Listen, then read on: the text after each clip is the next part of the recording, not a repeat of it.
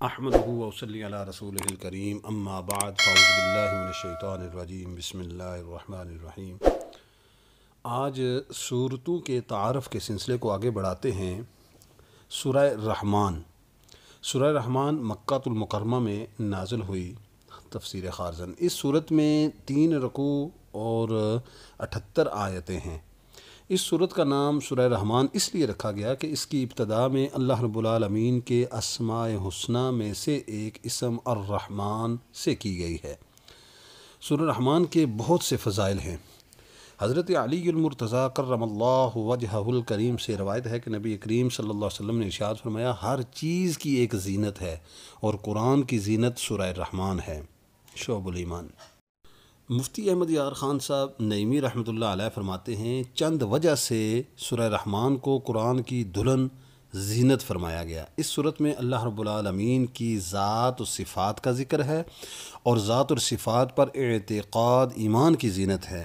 اس صورت میں جنت کی حوروں، ان کے حسن و جمال، ان کے زیورات کا ذکر ہے اور یہ چیزیں جنت کی زینت ہیں۔ اس صورت میں آیت مبارکہ فَبِأَيِّ آلَاءِ رَبِّكُمَا تُكَذِّبَانِ 31 جگہ پر ارشاد ہوا ہے۔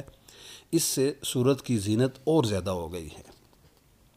میرات المناجی، حضرت فاطمہ الزہرا رضی اللہ تعالی عنہا سے روایت ہے کہ رسول کریم صلی اللہ علیہ وسلم نے ارشاد فرمایا کہ سورہ حدید، سورہ واقعہ اور سورہ رحمان کی تلاوت کرنے والے کو زمین اور آسمان کی بادشاہت میں جنت الفردوس کا مکین پکارا جاتا ہے۔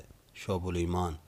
سبحان اللہ، یعنی جو بندہ سورہ حدید، سورہ واقعہ، سورہ رحمان کی تلاوت کرتا ہے، زمین و آسمان کے اندر اس کو جنت الفردوس کا مکین کہا جاتا ہے۔ اس صورت کی آیات اگرچہ چھوٹی چھوٹی ہیں لیکن ان کی تاثیر بہت مضبوط ہے۔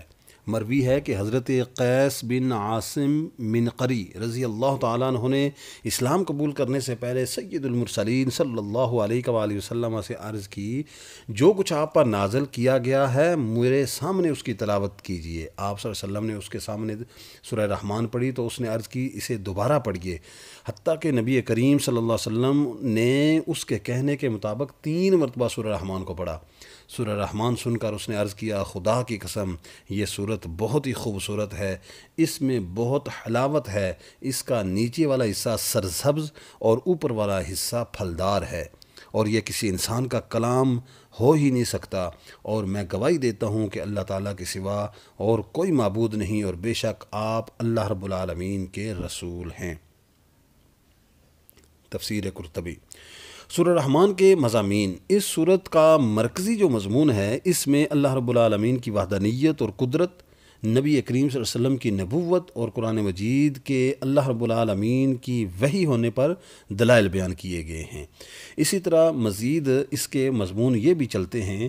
اس صورت کی ابتدا میں اللہ رب العالمین نے اپنی عظیم نعمتوں جیسے قرآن پاک کو نازل کرنا، تاجدار رسالت صلی اللہ علیہ وسلم کو اس کی تعلیم دینے، آپ صلی اللہ علیہ وسلم کو دنیا اور آخرت کی تمام چیزوں کی تعلیم دینے کا ذکر فرمایا گیا ہے۔ اس کے بعد سورج، چاند، زمین پر اگی ہوئی بیلوں، درختوں، آسمانوں، زمینوں، باغات میں پھلوں اور کھیتوں میں فصلوں کا ذکر فرمایا ہے۔ اسی طرح حضرت آدم علیہ نبینا علیہ الصلوۃ والسلام اور ابلیس کی پیدائش، میٹھے اور کھارے سمندروں اور اس سے موتیوں کے نکلنے کو بیان فرمایا گیا ہے۔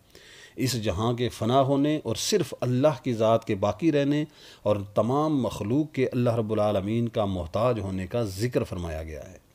اس صورت کے آخر میں قیامت، جنت کی نعمتوں اور جہنم کی سختیوں اور ہولناکیوں کا ذکر کیا گیا ہے۔ سورہ قمر کے ساتھ مناسبت یہ ہے کہ سورہ قمر میں قیامت، جہنم کی ہولناکیوں، مجرموں کا عذاب، متقی مسلمانوں کا ثواب اور جنت کے اوصاف اجمالی طور پر بیان کیے گئے ہیں، اور سورہ رحمان میں یہ چیزیں تفصیل کے ساتھ بیان کی گئی ہیں۔ اگلی صورت سورہ واقعہ۔ سورہ واقعہ اس آیت افبہذا الحدیث اور اس آیت سلۃ من الاولین کے علاوہ مکی ہے۔ اس صورت میں 3 رکوع اور 96 آیتیں ہیں۔ واقعہ قیامت کا ایک نام ہے اور اس صورت کا نام واقعہ اس کی پہلی آیت میں مذکور لفظ الواقعۃ کی مناسبت سے رکھا گیا ہے۔ سورہ واقعہ کے بھی بہت سے فضائل حدیث مبارکہ میں ملتے ہیں، ان میں سے چند ایک یہ ہیں کہ حضرت عبداللہ ابن مسعود رضی اللہ تعالیٰ عنہ سے روایت ہے کہ نبی کریم صلی اللہ علیہ وسلم نے ارشاد فرمایا کہ جو شخص روزانہ رات کے وقت سورہ واقعہ پڑھے تو وہ فاقے سے ہمیشہ محفوظ رہے گا۔ سبحان اللہ، یعنی سورہ واقعہ ہر روز رات کو پڑھنے والا بندہ، وہ بھوک اس کو کبھی بھی نہیں تنگ کرے گی، ہمیشہ وہ رجا ہوا رہے گا۔ حضرت انس بن مالک رضی اللہ تعالیٰ عنہ سے روایت ہے کہ رسول کریم صلی اللہ علیہ وسلم نے ارشاد فرمایا، اپنی عورتوں کو سورہ واقعہ سکھاؤ کیونکہ یہ سورۃ الغنا یعنی محتاجی دور کرنے والی صورت ہے۔ سبحان اللہ۔ مروی ہے کہ حضرت عثمان بن عفان رضی اللہ تعالیٰ عنہ حضرت عبداللہ بن مسعود رضی اللہ تعالیٰ عنہ کے پاس اس وقت تشریف لائے جب وہ مرض وفات میں مبتلا تھے۔ حضرت عثمان غنی رضی اللہ تعالیٰ عنہ نے ان سے فرمایا کہ آپ کس چیز کی تکلیف محسوس کر رہے ہیں؟ اللہ اکبر۔ حضرت عبداللہ بن مسعود رضی اللہ تعالیٰ عنہ نے جواب دیا، اپنے گناہوں کی تکلیف محسوس کر رہا ہوں۔ اللہ۔ حضرت عثمان غنی رضی اللہ تعالیٰ نے فرمایا، آپ کو کس چیز کی آرزو ہے؟ حضرت عبداللہ ابن مسعود رضی اللہ تعالیٰ عنہ نے فرمایا کہ مجھے اپنے رب کی رحمت کی آرزو ہے۔ حضرت عثمان غنی رضی اللہ تعالیٰ نے فرمایا، آپ کسی طبیب کو کیوں نہیں بلوا لیتے؟ حضرت عبداللہ بن مسعود رضی اللہ تعالیٰ نے جواب دیا کہ طبیب ہی نے تو مجھے مرض میں مبتلا کیا ہے۔ حضرت عثمان غنی رضی اللہ تعالیٰ نے فرمایا، کیا ہم آپ کو کچھ مال عطا کرنے کا حکم نہ کریں؟ حضرت عبداللہ بن مسعود رضی اللہ تعالیٰ نے جواب دیا، مجھے اس کی کوئی حاجت نہیں۔ حضرت عثمان غنی رضی اللہ تعالیٰ نے فرمایا، ہم وہ مال آپ کی بیٹیوں کو دے دیتے ہیں۔ حضرت عبداللہ بن مسعود رضی اللہ تعالیٰ نے جواب دیا، انہیں بھی اس مال کی کوئی ضرورت نہیں، میں نے انہیں حکم دیا ہے کہ وہ سورہ واقعہ پڑھا کریں، کیونکہ میں نے رسول اللہ صلی اللہ علیہ وسلم کو ارشاد فرماتے سنا ہے کہ جو شخص ہر روز رات کے وقت سورہ واقعہ پڑھے تو وہ فاقے سے ہمیشہ ہمیشہ کے لیے محفوظ رہے گا۔ سبحان اللہ۔ تفسیر مدارک۔ حضرت مسروق رضی اللہ تعالیٰ فرماتے ہیں کہ جسے یہ بات خوش کرے کہ وہ اولین و آخرین کا علم اور دنیا اور آخرت کا علم جان لے تو اسے چاہیے کہ سورہ واقعہ پڑھ لے۔ سورہ واقعہ کا مرکزی مضمون یہ ہے کہ اللہ رب العالمین کی وحدانیت کے دلائل، حشر کے احوال اور لوگوں کا انجام بیان کیا گیا ہے۔ اسی طرح مزید بھی مضمون اس میں ہیں کہ سورہ کے ابتدا میں قیامت قائم ہونے اور اس زمین کے تھرتھرانے اور پہاڑوں کے ریزہ ریزہ ہو جانے کا ذکر ہے۔ حساب کے وقت لوگوں کی 3 قسمیں بیان کی گئیں، دائیں والے، بائیں والے، سبقت کرنے والے۔ پھر ان تینوں اقسام کے لوگوں کا حال اور قیامت کے دن ان کے لیے جو جزا تیار کی گئی ہے اسے بیان فرمایا گیا ہے۔ اللہ تعالیٰ کے وجود اور اس کی وحدانیت کے دلائل، انسانوں کی تخلیق، نباتات کو پیدا کرنے اور پانی نازل کرنے میں اس کی قدرت کے کمال پر دلائل بیان کیے گئے ہیں۔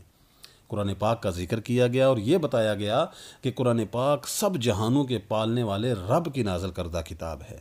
اس صورت کے آخر میں ان 3 اقسام کے لوگوں کا حال اور ان کا انجام بیان کیا گیا ہے۔ نمبر 1 سعادت مند، نمبر 2 بدبخت اور نمبر 3 نیکیوں میں سبقت کرنے والے۔ سورہ واقعہ کا سورہ رحمان کے ساتھ مناسبت یہ ہے کہ دونوں صورتوں میں قیامت کے حالات، جنت کے اوصاف اور جہنم کی ہولناکیوں کو بیان کیا گیا ہے۔ دوسری مناسبت یہ ہے کہ جو چیز سورہ رحمان کے شروع میں ذکر کی گئی اسے سورہ واقعہ کے آخر میں بیان کیا گیا ہے، اور جو چیز سورہ رحمان کے آخر میں بیان کی گئی اسے سورہ واقعہ کے ابتدا میں بیان کیا گیا ہے۔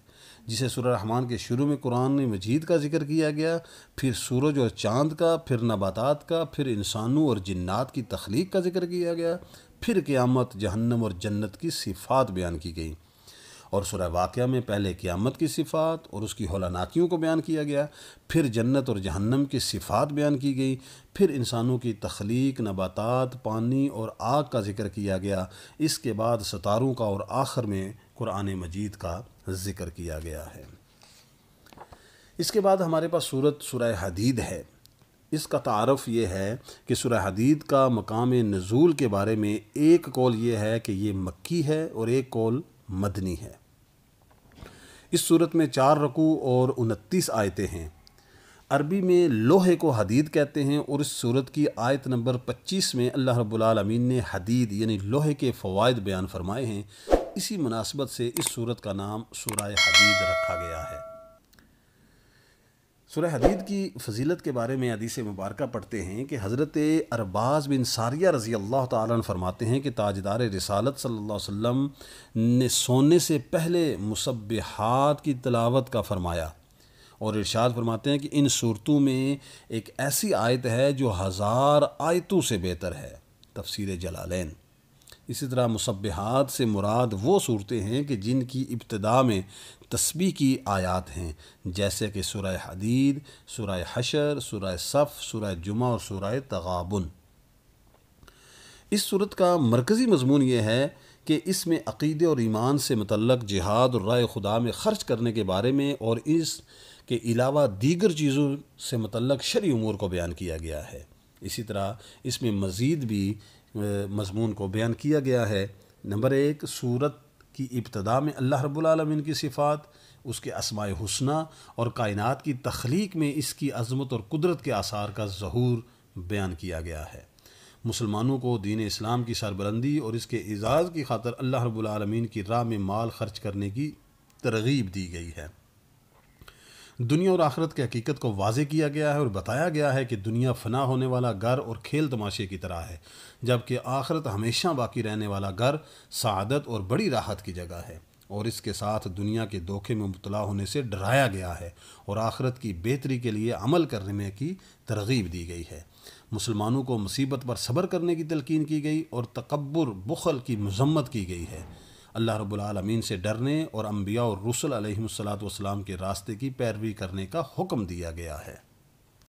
اس صورت کے آخر میں سابقہ امتوں کے حالات سے نصیحت حاصل کرنے کا کہا گیا، اور اس سلسلے میں حضرت نوح علیہ السلام اور حضرت ابراہیم علیہ السلام کے واقعات بیان کیے گئے۔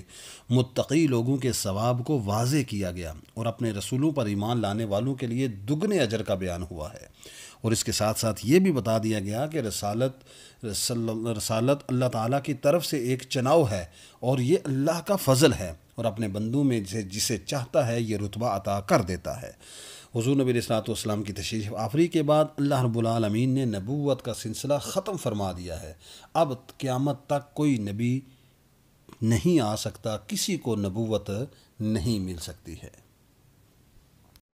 سورہ حدید کی اپنے سے ماقبل صورت سورہ واقعہ کے ساتھ مناسبت یہ ہے کہ سورہ واقعہ کے آخر میں تسبیح کرنے کا حکم دیا گیا، اور سورہ حدید کی ابتدا میں تسبیح بیان کر کے گویا ہمیں اس کا طریقہ سکھا دیا گیا، یا آسمان اور زمین میں موجود چیزوں کی تسبیح کا ذکر کر کے ایک اور انداز میں ترغیب دی گئی۔ آخر میں اللہ رب العالمین کی بارگاہ میں دعا ہے، اللہ تعالی ہمیں اپنی وحدانیت اور حضور نبی علیہ السلام کی نبوت پر قائم رکھے، اور سورہ الرحمن کے اندر جن جن صفات کا ذکر کیا گیا ہے اللہ تعالی ان پر اعتقاد رکھنے کی توفیق عطا فرمائے، اور جو حسن جمال بیان کیا گیا اللہ رب العالمین اس دنیا میں اور آخرت میں ہمیں عطا فرمائے۔ اور اسی طرح سورہ واقعہ کے اندر اللہ رب العالمین نے اس کے پڑھنے والوں کے لیے فاقے کو ہمیشہ سے دور کر دیا۔ اللہ تعالیٰ سورہ واقعہ پڑھنے کی ہمیں توفیق عطا فرمائے، اور اللہ رب العالمین ہمیں دین کی سمجھ اور اس پر عمل کی توفیق عطا فرمائے۔ وآخر دعوانا الحمدللہ۔